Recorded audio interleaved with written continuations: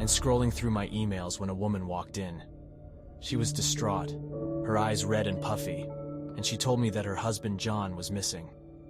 As a private investigator, I've dealt with missing person cases before, but there was something about this woman's desperation that struck a chord with me. I knew I had to help. She gave me what little information she had about John's whereabouts, and as I traced his steps and pieced together any information I could find, it led me to a small town several hours away from the city. But as I drove deeper into the town, I realized that this case was not going to be like any other I had worked on before. The town was shrouded in unnatural fog, making it almost impossible to see more than a few feet in front of me. The town was eerie, almost abandoned, and the people who lived there were suspicious and evasive. It was as if they were hiding something, and I knew that uncovering the truth was not going to be easy. But I was determined to find John and bring him back to his wife, no matter what it took. As I parked my car in front of the sheriff's building, I knew that I had to speak to the sheriff to gather more information about John's disappearance. I took a deep breath and prepared myself for whatever was to come next. It was time to find out what the sheriff knew, and whether or not he was going to help me find John.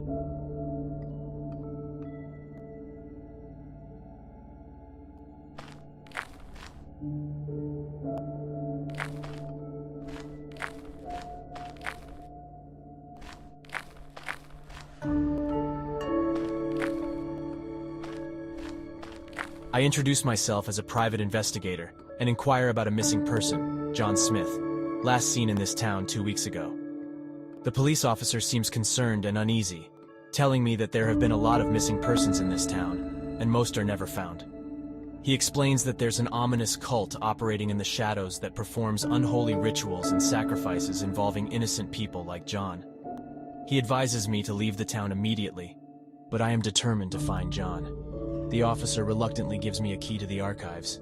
After giving me the key to the archives, the police officer suddenly sees something and runs out of the building without explanation, leaving me alone with a feeling of unease and uncertainty about what I'm getting into.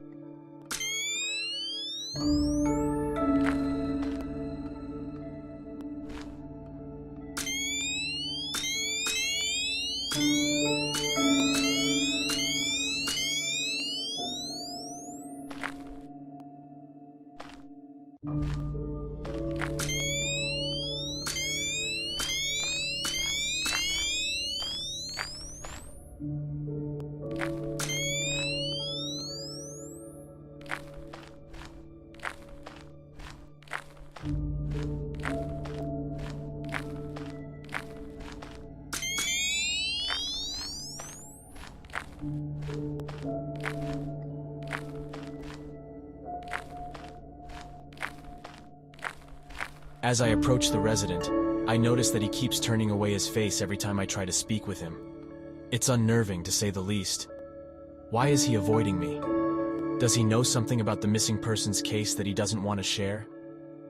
I take a step closer, but he takes a step back, as if he's afraid of me.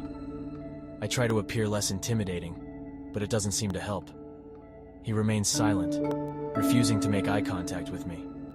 I can feel a chill run down my spine. Something isn't right here.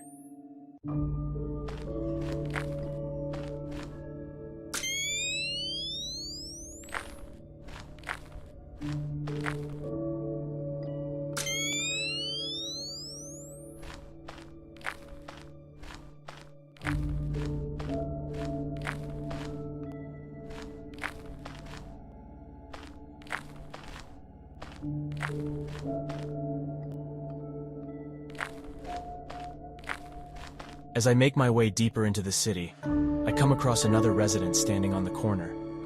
But just like the last person I spoke to, he doesn't respond to my questions. It's as if he's in a trance, or perhaps he's not even human at all. I can see something in his eyes, something that makes me feel like I'm staring into the abyss. The silence around us is oppressive, broken only by the occasional sound of something moving in the shadows. I can't shake the feeling that I'm being watched, that there's something lurking just out of sight. I try to speak again, but my words seem to disappear into the void. It's as if the very air around us is suffocating me, like the city itself is alive and trying to snuff me out.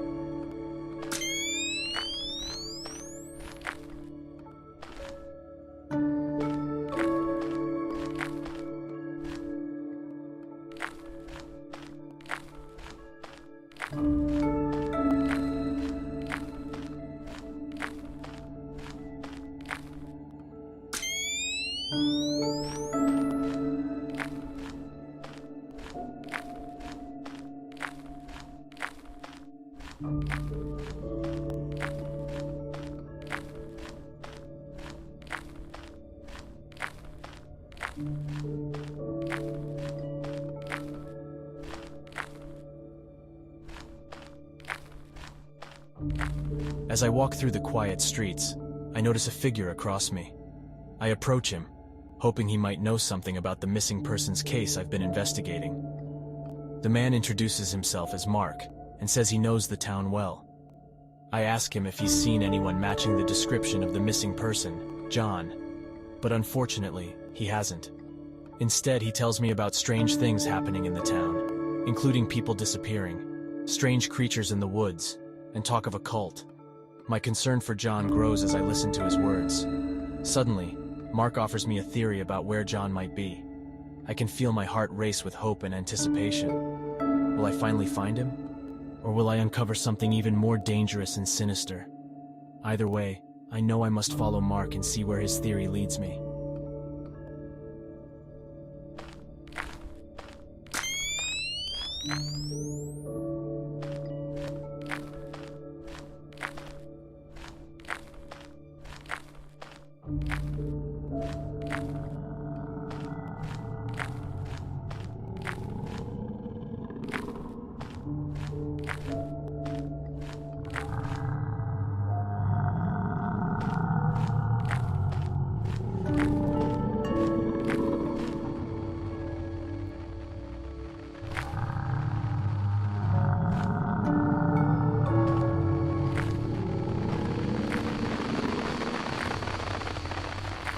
I snap the first shot, trying to capture as much detail as possible. Suddenly, one of the creatures start to move in my direction.